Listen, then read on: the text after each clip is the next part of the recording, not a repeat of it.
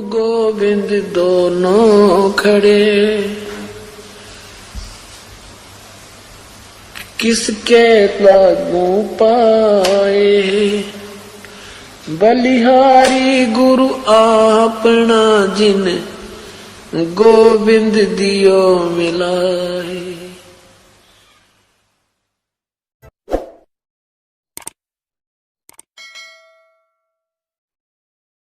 अब इस मूल ज्ञान को अभी तक हमने छुपा कर रखना था। अब ये सभी पंथ खत्म हो जाएंगे, क्योंकि इनके ज्ञान की पोल खुल चुकी है। वो क्या सिद्धांत बताते हैं प्रभु का, और वो क्या मंत्र देते हैं, उसके पाने की विधि क्या बताते हैं, वो अपूर्ण रूप से शास्त्र के विरुद्ध उनका ज्ञान और शास्त्र विधि से विरुद्ध उनकी भक्ति विधि है। तो ये सभी पंथ अब कति फेल हो जाएंगे, ये कति नष्ट हो जाएंगे। परमात्मा की कृपा से, कबीर जी की दया से इस दास ने इन सभी नकली मैं ऋषियों की, हिदानंद जैसे की, जो ज्ञानहीन वेद ज्ञानहीन ऋषियों की, और इन गुरुओं की जो बड़े बड़े पंथ बना रखे, राधा स्वामी पंथ, धन धन शत्रु पंथ, बालेश्वर पंथ, सतपाल पंथ, हंसादेश पंथ, मार्ग बेगन तार रखे, निरंकारी पंथ, इन सब की जड़ दिखा दी। इनकी जड़ दिखा दी कि ये कितने पानी में है, किसे हैं। अब इनके सारे ज्ञान की सीडी बना के इनकी इन्हीं की पुस्तकों को जनता के सामने पेश कर दिया श्रद्धालुओं को। अब कर लो निर्णय, मोक्ष चाहिए तो इस मार्ग को त्यागो जो उन्होंने बता रखा है। अपुण्यात्मा, पहले हम जब छोटे बालक थे, वैसे तो सभी बच्चों के साथ ऐसे होता है, तो वो क्या करते थे, किसान परिवार में जन्म होने करके खेतों में ज़्यादा रहते थे। वर्षा के दिनों में जैसे आम के पेड़ होते थे, उनसे फल खाते थे, वो वहाँ गुठलियाँ गिर जाती थी, और वो आम के पौधे इतने प्यारे लगा कर छोटे छोटे और नर जगह जगह उग जाते थे। तो हम उनको निकाल कर उनको वहाँ से निकाल के और दूसरे स्थान पर दूसरे खेतों में लगा दिया करते थे। बालक ने लगे रहते अपन काम। जब किसी पौधे की जड़ें मिट्टी से बाहर निकल जाती तो यूँ क्या करते कि भाई इसकी जड़ तो राम ने देख ली, जब उगे को नहीं सूखेगा, और वो सूख जाता क्योंकि वो मिट्टी हट जाती। नए स्थान पर लगाते इतना हम प्रॉपरली उसको पानी नहीं दे पाते, कभी घेर दिया पानी कभी ना डालते, वो सूख जाया करता। तो अब इन सभी पंथों की जड़ हमने रामता ही दिखा दी, इनकी जड़ दिखा दी। अब ये सारे सूख जाएंगे, जम को नहीं, अब नहीं उठ सकते ये, ठीक है। और 5-4 वर्ष पाँव पीट लेंगे, आखिर मैंने सरेंडर करना पड़ेगा कि हम कति धोखे में कर रहे थे और हमारे साथ धोखा हो गया और हम गलत ज्ञान प्रदान कर रहे थे। इन्हें सरेंडर करना पड़ेगा, ये जनता करवा देगी। जब श्रद्धालु जाग जाएंगे, जिनका नाश कर दिया विश्व, अब रोते हुए आ रहे हैं बेचारे प्राणी को 25 वर्ष ने करा था स्वामी बर्बाद कर दिए, कितने जोगे नहीं छोड़े। क्योंकि जब तक इस प्राणी के पुण्य, पूर्व जन्म के पुण्य रहते हैं, वह बैटरी पहले शुभ कर्मों से चार्ज है, तब तक तो ये किसी भी पंथ में किसी साधना को कर रहा है, वो पिछले पुण्य उसको मिल रहे हैं। वो सोच रहा है गुरु जी की दया हो रही है जिसकी अब मैं शरण में बैठा हूँ, और वो पिछले पुण्य हो गए खत्म, और फिर वो बिरान माटी का दौर शुरू। अब नौके कति लौट पिट गए, घर में चौनी रही नहीं, उड़नरा दान करया करते हैं, और सारे शरीर में कष्ट, परिवार में बिरान माटी, किसी में भूत आवे, किसी का हाथ कट गया, किसी का कुछ हो गया। अब कोई 20 वर्ष का, कोई 25 वर्ष से, कोई 15 वर्ष से, कोई 10-10 वर्ष से अन्य पंथों में बरम भटक गए, अब यहाँ आ रहे हैं और इस तत्व ज्ञान को देखकर रो रहे हैं। एक भक्त बुजुर्ग आदमी ने बोला 35 वर्ष खो दिए मेरे राधा स्वामी पंथ में मैंने। और एक भक्त यहाँ 10-8-7 वर्ष से 5-6 वर्ष से आया हुआ है, वो उसको बार बार मिलता था कि बाबा जी महात्मा बुजुर्ग तू यहाँ आ जा, मेरे को गुरुजी पूर्ण मिल गए हैं। और वो उसको धमकाया करता कि तने नाश कर लिया, तने गुरु बदल लिया है, तने गुरु नहीं बदलना चाहिए था, तो बहुत गलती कर दी। अब वो बुजुर्ग आया रोता हुआ, ने बोला मैंने अपने कर्म फोड़ लिए, कति सारे शरीर में बीमारी 20 लागी। और यो भक्त मुझे कई बार मिला, मैं इस तक गुस्सा हो जाया करता, तू और चर्चा कर, पर ये जिक्र मत कर, तू कित फंस गया इतने बड़े गुरु को छोड़ के। अब मेरे कर्म फूट गए, मन मुझे वो दिन रोना आवे है, पहले आ जाता शायद मेरी याद दुर्गति ना होती। अब रो रहा था, आँखों में तो पानी नहीं सूखा बूढ़े आदमी के। तो परमात्मा कहते हैं, परमात्मा ने सारे तरीके बता रखे कि डरो मत, कोई बात नहीं। कहते हैं जैसे अब वो कह रहा कि मैं तो 70 वर्ष से ऊपर उम्र होगी, 35 साल का लग गया था और 35 वर्ष वहाँ खो दिए, दान भी कराया, हर हफ्ते भी जाता था, फिर बुजुर्ग हो गया तो 6 महीना में जाने लग गया।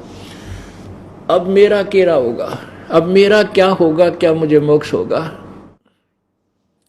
पुण्यात्माओं, घबराने की जरूरत नहीं होती। कहते हैं जैसे कुएं में बाल्टी गिरती हो, कुएं में एक लंबी रस्सी बांध कर पानी निकालने के लिए एक जुगाड़ जोड़ा जाता है और उस बाल्टी को रस्सी समेत नीचे डाल दिया जाता है, रस्सी को से बाहर खींच कर वो जल बाहर निकाला जाता है। अब वो रस्सी काफी दूर तक ले जाया करते, पहले समय की बातें, तो वो रस्सी छूट जा हाथ से और वो बाल्टी कुएं में गिरने लग रही है और वो जा रही है स्पीड से।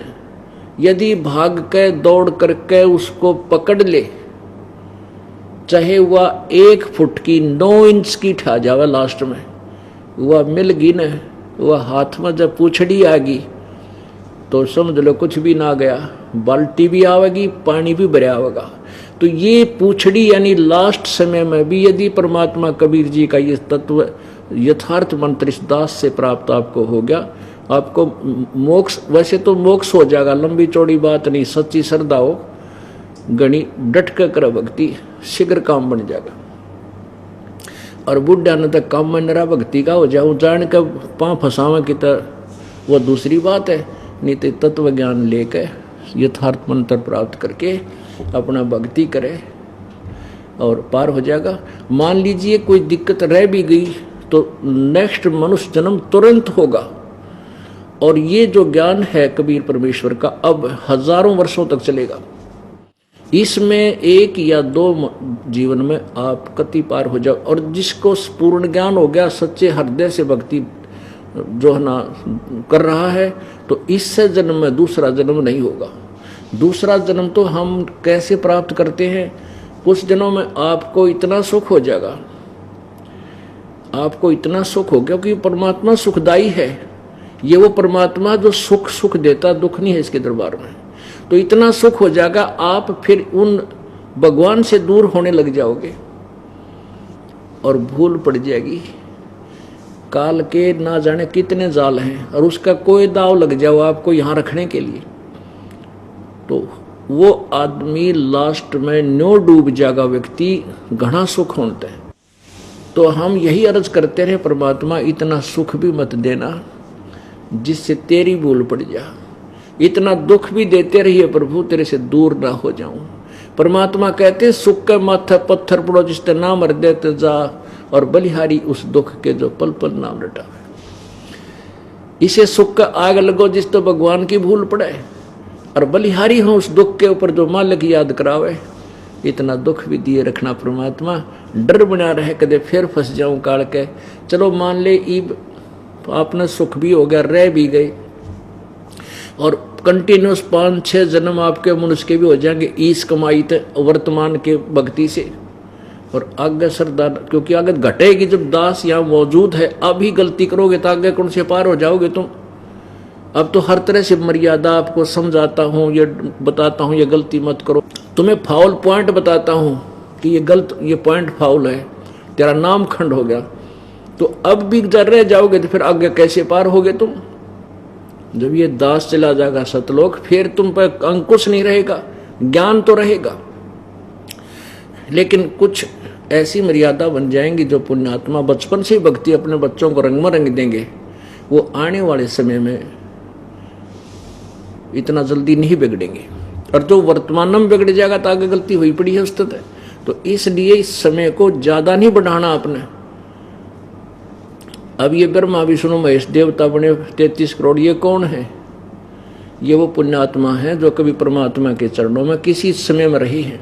और एक श्वास की कीमत जो आपको यथार्थ भक्ति दी गई है पूर्ण संत से, इसकी कितनी कीमत है आप वर्णन नहीं कर सकते, आप सोच भी नहीं सकते।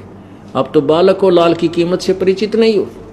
एक सतनाम के एक श्वास, उस श्वास की सिमरण की कीमत 14 लोग चढ़ा दे उसके तुलना में, तो भी वो कीमत सांस के सिमरण की ज्यादा है। और इतने सिमरण आप कितने करते हो दिन में?